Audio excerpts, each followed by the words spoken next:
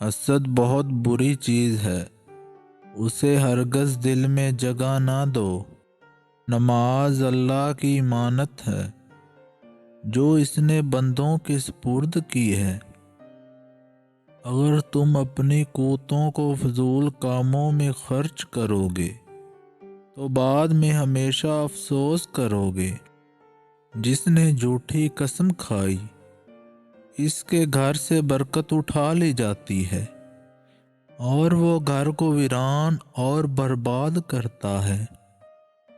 مصیبت اور سختی کا آنا صحت اور ایمان کی نشانی ہے۔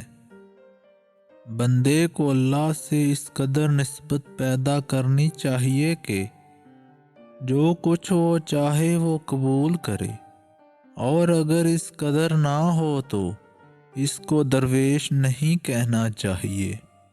بدترین شخص وہ ہے جو توبہ کی امید پر گناہ کرتا ہے۔ غریبی سے بچنا چاہتے ہو تو شام کے وقت گھر میں جھاڑو ہرگز مت دیا کرو۔ جس انسان کے دل میں روشنی نہ ہو وہ چراغوں کے میلے سے کیا حاصل کرے گا؟